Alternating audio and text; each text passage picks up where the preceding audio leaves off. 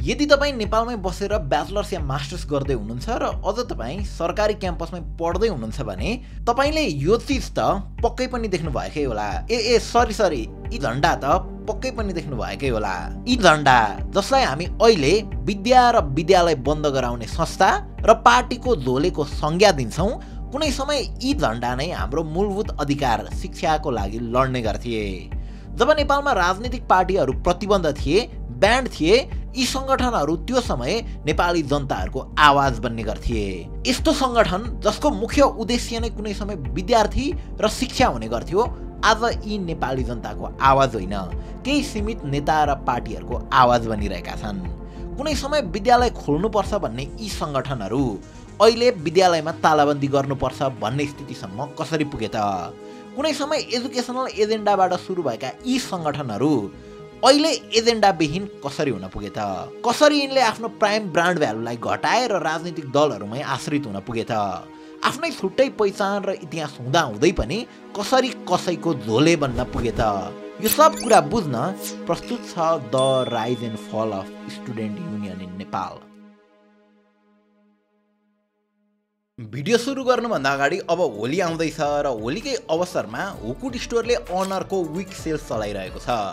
यो अफर अन्तर्गत तपाईँले कम्पनीले क्लेम गरे अनुसारको नेपालको टफेस्ट फोन अनर X9C लाई मात्र 48,999 मै पाउँदै हुनुहुन्छ। 12GB ऱ्याम र 256GB स्टोरेज भएको यो फोन खरिद गर्दा 1 इयर ब्रेकेज इन्सुरेन्स साथसाथै 4,999 पर्ने अनर X7 लाइट इयरबड्स पनि फ्रीमै पाउन सक्नुहुन्छ।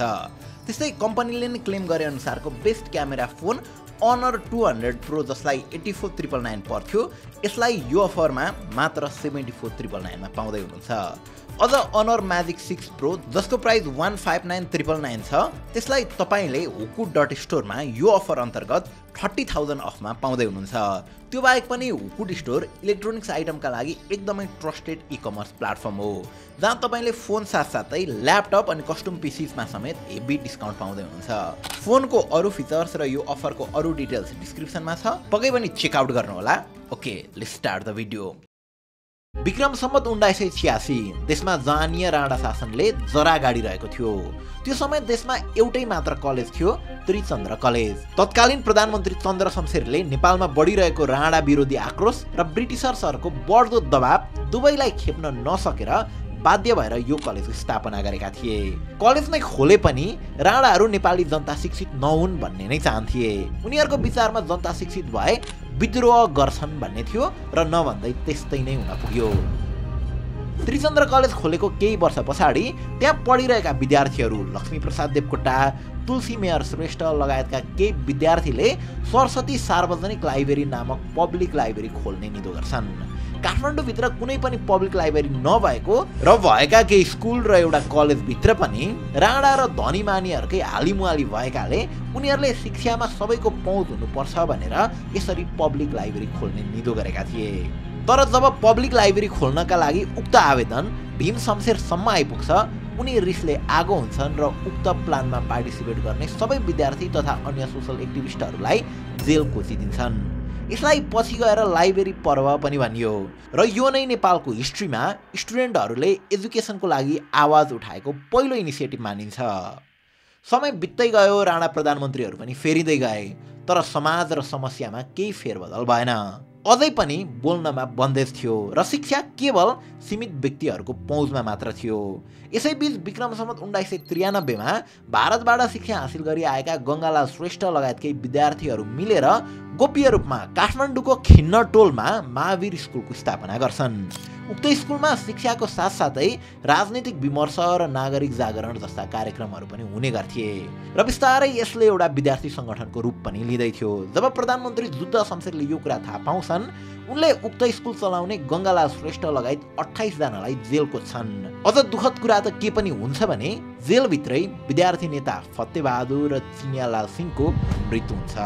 विद्यार्थीहरूमाथि सरकारले गरेको ज्यादती र जेलभित्रको यो घटनाले अन्य विद्यार्थीहरूमा पनि राणाप्रति आक्रोश बढ्दै जान्छ।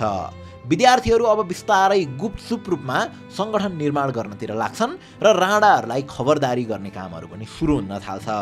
तर अगेन यो पोइन्टसम्म आउँदै गर्दा विद्यार्थीहरूका धेरै ग्रुपहरू, धेरै सङ्गठनहरू बनिसकेका थिए, तर उनीहरू एउटै आवाजमा बोल्न सकिरहेका थिएनन्, वा भनौँ उनीहरूलाई एक गराउने कुनै कमन मुद्दा या एजेन्डा थिएन। तर अचम्मको कुरा त लाखौँ प्रयास गर्दा पनि नभेटिएको त्यो कमन मुद्दा एउटा भाष्यले गर्दा मिल्छ, जयन्तु संस्कृतम। त्यो समय नेपालमा मूलतः दुईवटा भाषामा पढाइ हुने गर्थ्यो, अङ्ग्रेजी र संस्कृत। इङ्ग्लिसमा मास्टर्स अथवा एमए गर्ने विद्यार्थीले प्रति वर्ष सरकारबाट 1200 पाउँदै गर्दा संस्कृतमा आचार्य यानि कि मास्टर्स नै गरेका विद्यार्थीले चाहिँ 600 भन्दा पनि कम पाउने गर्थे। यता एमए गरेकाले सरकारी ओहदामा ठुल्ठुला जागिर खान्थे, उता आचार्य गरेकाले चाहिँ सरादको पिण्डभन्दा धेरै केही पाउँदैन थिए। उनीहरूलाई बोलाउने शब्दमै पनि भिन्नता थियो, जहाँ इङ्ग्लिस पढेका सरकारी जागिरीलाई हाकिम साहब, डिठा साहब भनी सम्बोधन गर्दा आचार्यहरूलाई बोलाउने नाम भनेकै पण्डित र टप्परै हुने गर्थ्यो। मतलब त्यो समय पनि अङ्ग्रेजी पढ्नेले मात्र सम्मान र पैसा पाइरहेका थिए। यही डिस्क्रिमिनेसनलाई सल्भ गर्न भनी केही संस्कृत विद्यार्थी मिलेर तत्कालीन प्रधानमन्त्री पद्म शमशेरलाई आफ्ना 7 बुँदे माग बुझाउँछन्। तर उनले ती मागहरू सम्बोधन गर्नुको साटो संस्कृत मातृभाषा भएको र यसको खासै उपयोग नभएको भनी प्रतिक्रिया दिन्छन्। जे दुर्व्यवहार विद्यार्थीहरूले समाजबाट पाइरहेका थिए, अब त उनीहरूले त्यही दुर्व्यवहार प्रधानमन्त्रीबाट पनि खेप्नु पर्यो। यही कारणले विक्रमसम्म 2004 असार 1 गते सम्पूर्ण विद्यार्थीले सामूहिक रूपमा सरकार विरोधी आन्दोलन जयन्तु संस्कृतम नाम लिई सडकमा उत्रन्छन्। सम्भवतः यो नै नेपालको इतिहासमा विद्यार्थीहरूले गरेको पहिलो सडक आन्दोलन थियो। करिब 7 महिना चलेको उक्त आन्दोलनमा आचार्यहरूको नारा, जुलुस, प्रदर्शन र प्रवचनले काठमाडौँ गुन्जिरहेको हुन्छ। तर सरकारको दमन, देश निकाला, रित्तोगोजी, भोकोपेट लगायतले सम्पूर्ण आचार्यहरूलाई निकै कमजोर बनाउँछ र उक्त आन्दोलन सेलाउँछ, तुइन्छ। तर आन्दोलन सेलाए पनि यो आन्दोलनले भारतमा सङ्घर्ष गरिरहेका नेपाली कङ्ग्रेस र नेपालमा राणा विरोधी एक्टिभिजम गरिरहेका विद्यार्थीहरूलाई इग्नाइट गर्ने काम गर्छ र राणा विरोधी सेन्टिमेन्ट हावी हुँदै जान्छ। यसकै जगमा बसेर दिल्लीमा भएको त्रिपक्षीय सम्झौता पश्चात विक्रमसम्म 2007 साल फागुन 7 गते देशमा राणाहरूको अन्त्यसहित प्रजातन्त्रको घोषणा हुन्छ। अब देशमा 104 वर्षे राणा शासनको अन्त्य भएर प्रजातन्त्रको स्थापना भइसकेको थियो। एक लेभलको खुसियाली र सन्तुष्टि सबैमा थियो। तर अखिल नेपाल विद्यार्थी फेडरेसन नामक सङ्गठन भने दिल्लीमा भएको सम्झौतासँग सन्तुष्ट थिएन। 2006 साल असार 17 गते भूमिगत रूपमा प्रचण्डराज सिंहको नेतृत्वमा बनेको यो सङ्गठन नेपाली विद्यार्थी आन्दोलनको इतिहासको पहिलो सङ्गठन मानिन्छ। उक्त सङ्गठनले 2007 साल पुस 24 गते नै त्रिपक्षीय दिल्ली सम्झौता धोका हो भन्दै काठमाडौँ उपत्यकाभरि नै जुलुस र सडक आन्दोलन सुरु गर्छ। उक्त आन्दोलनले ठुलै रूप लिँदै गएपछि त्यसलाई दबाउन सरकार पक्षबाट गोली चल्दा विद्यार्थी नेता चिनिया काजी श्रेष्ठको मृत्यु नै हुन्छ। अब उनको मृत्युले गर्दा उक्त आन्दोलनले झन् ठुलै रूप लिन्छ र सबैको चासोको विषय बन्छ। मूलतः यस घटनाले राजनीतिक दलहरूलाई विद्यार्थीको आवाज कतिसम्म शक्तिशाली हुन सक्ने रहेछ भन्ने कुराको राम्रोसँग आवाज हुन्छ। त्यसैले अब राजनीतिक दलहरू विद्यार्थीहरूलाई कसरी हुन्छ आफ्नो पार्टीमा आबद्ध गराउने रेसमा लाग्छन्। एज अ रिजल्ट पार्टीको हस्तक्षेप पछाडि विद्यार्थी आन्दोलन र स्वतन्त्र सङ्गठनहरू टुक्रिन पुग्छन्, टुइन पुग्छन् र राजनीतिक दलमा फस्न सुरु हुन्छन्। विद्यार्थी सङ्गठनलाई राजनीतिकरण गर्न सुरु भएको यो प्रोसेसलाई 2017 साल पुस 1 गते राजा महेन्द्रले गरेको कुले अझै थप बहाना थपिदिन्छ। राजा महेन्द्रले राजनीतिक दलहरूलाई प्रतिबन्ध गरे पनि विद्यार्थी सङ्गठनलाई भने प्रतिबन्ध गरेका थिएनन्, जसले गर्दा ब्यान्ड भएका राजनीतिक दलहरूले आफ्नो गतिविधि विद्यार्थी सङ्गठन मार्फत सुरु गर्छन् र करिब 1 महिनादेखि त्रिचन्द्र कलेज विद्यार्थी युनियनको अगुवाईमा चलेको विद्यार्थी आन्दोलनले ज्येष्ठ 1 गते स्वतन्त्र विद्यार्थी युनियन सोभियुको स्थापना गर्छ। यो त्यही सोभियु हो जसको निर्वाचनको लागि आजभोलि विद्यार्थीहरू बीच तत्तर मम हुन्छ अनि विद्यार्थीहरू क्याम्पसमा ताला लगाएर कुटपिट र लुछाचुडीमा लाग्छन्। सोभियुको स्थापनासँगै अब प्रतिबन्धित पार्टीहरूले आफ्ना विभिन्न विद्यार्थी सङ्गठनको निर्माण गर्छन् र आफ्ना राजनीतिक मुद्दाहरू विद्यार्थी सङ्गठनहरूबाट उठाउन सुरु गर्छन्। आफ्नो सुरुवाती दिनहरूमा पब्लिक लाइब्रेरीको स्थापना, स्कुल र एजुकेसनल सेक्टरमा भइरहेको डिस्क्रिमिनेसनहरूलाई आफ्नो एजेन्डा बनाएका विद्यार्थी युनियन बिस्तारै पोलिटिसियन्स र पोलिटिकल इस्युहरूलाई मुख्य एजेन्डा बनाएर हिँड्छन्। नेताहरूले पनि त्यही सङ्गठनहरूलाई भरपुर युज गर्छन् र तिनै सङ्गठनको बलबुतामा राजनीतिक दलहरूमाथि लागेको प्रतिबन्ध हटाउन सफल हुन्छन् र समयसँगै देशमा लोकतन्त्रको पनि स्थापना हुन्छ। तर थिङ्स गट चेन्ज जब पोलिटिकल पार्टीहरू पुनः एकपटक मेन स्ट्रिम पोलिटिक्समा पुग्छन्, तब विद्यार्थी सङ्गठनसँग न नयाँ मुद्दा नै रहन्छ न कुनै नयाँ एजेन्डा नै। राजनीतिक हस्तक्षेपले शिथिल विद्यार्थी सङ्गठन अब एउटा ब्लर भिजन भएको चस्मा लगाएर हिँड्न सुरु गर्छन्, जहाँ जोसँग ठोकिन्छन् त्यसलाई नै गाली गर्छन् र लड्दै लड्दै अघि बढ्छन्। यो पोइन्टसम्म पुग्दै गर्दा अब विद्यार्थी सङ्गठनमा शिक्षा र विद्यार्थीका मुद्दाहरू धेरै पछाडि छुटिसकेका थिए। नेताहरूले अब सरकारी क्याम्पसहरूलाई आफ्नो कार्यकर्ता उत्पादन गर्ने थलोको रूपमा प्रयोग गर्न सुरु गरेका थिए। गाउँ गाउँबाट बाआमाको सपना साकार बनाउन भनी शिक्षा लिन आएको छोरो अब राजनीतिमा घुसेको थियो। किताबहरू लाइब्रेरीमा थन्किएका थिए, शिक्षाका मुद्दाहरूमा जालो लागिसकेको थियो र सरकारी क्याम्पसमा विद्यार्थीभन्दा धेरै कार्यकर्ता उत्पादन हुन्थे। तिनै कार्यकर्तालाई विद्यार्थी नेता भन्दै 62-63 सालको आन्दोलनमा प्रयोग गरिन्छ र देशमा गणतन्त्र आउँछ। अब लोकतन्त्रबाट गणतन्त्रको यात्रा गर्दै यहाँसम्म आउँदा यत्रो लामो र ऐतिहासिक इतिहास बोकेका स्टुडेन्ट युनियन अहिलेको सिनारियोमा हेर्ने हो भने पहिलाभन्दा अझै धेरै गन्जागोल भएको देखिन्छ, अराजक भएको देखिन्छ, एजेन्डा विहीन भएको देखिन्छ। 2065 साल पश्चात 14 वर्षसम्म सोभियतको निर्वाचन नभएर शान्त भएका क्याम्पसहरूमा पछिल्लो समय भने फेरि होहल्ला सुरु भएको छ। पछिल्लो समय 2079 साल चैत्रमा भएको चुनावले फेरि विद्यार्थीमा एकाडेमिक कम्पिटिसन, इनोभेटिभ कम्पिटिसन भन्दा पनि को बढी अराजक हुने भन्नेमा कम्पिटिसन सुरु भएको छ। अझ चुनावी मुद्दा विद्यार्थीको शिक्षा, नीति, प्रविधि, स्टार्टअप कल्चर र करियर ओरिएन्टेड हुँदैनन्।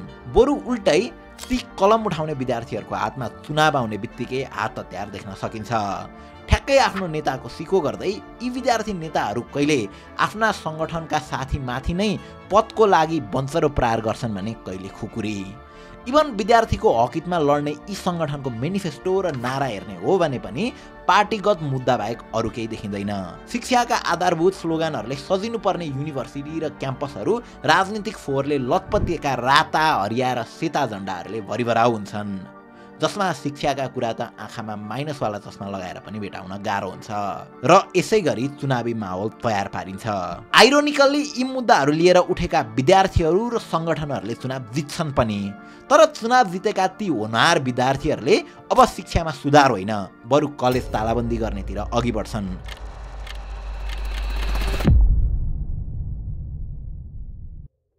कहिले प्रिन्सिपलको अफिसमा तालाबन्दी गराउँछन् त कहिले विश्वविद्यालयका अध्यक्षलाई कालो मसो दल्ने गर्छन्। आफ्नो शक्तिको गलत दुरुपयोग गर्छन् र पार्टीका सङ्गठनका कार्यक्रमहरू शुद्ध विश्वविद्यालय र क्याम्पस परिसरभित्र गर्ने गर्छन्।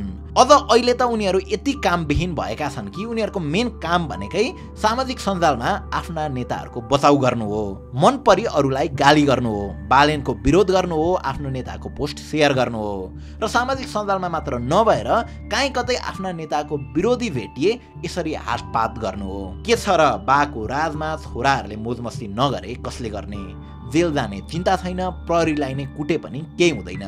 आखिर नेता यसरी नै त बन्ने हो। होला ठिकै छ, चुनावले परिपक्व बनाउँछ, राजनीति बुझाउँछ, देश हाँक्ने यी युवाहरूलाई इन्क्युबेट गराउँछ, त्यो आफ्नो ठाउँमा छ। तर यही स्थितिले भोलिको तयारी गर्दा अहिलेको राजनीतिक खेलले बचेकुचेको नेपाली शिक्षा नै बर्बाद र डामाडोल नहोला भन्न सकिँदैन। अहिलेका पोलिटिकल पार्टिजहरूको निहित चासो यानि कि भेस्टेड इन्ट्रेस्ट के छ? हजुरबा स्टाइलको झोलेपन किन छ? उनीहरूको गिद्धिया दृष्टि अझै पनि विद्यालयमै किन छ? निष्पक्ष र इमान्दार विद्यार्थी सङ्गठनको निर्माण हुन अहिले किन दिँदैन? के विद्यार्थीहरूको कुरा नमिले ढुङ्गै हान्नुपर्छ, तालाबन्दी नै गर्नुपर्छ?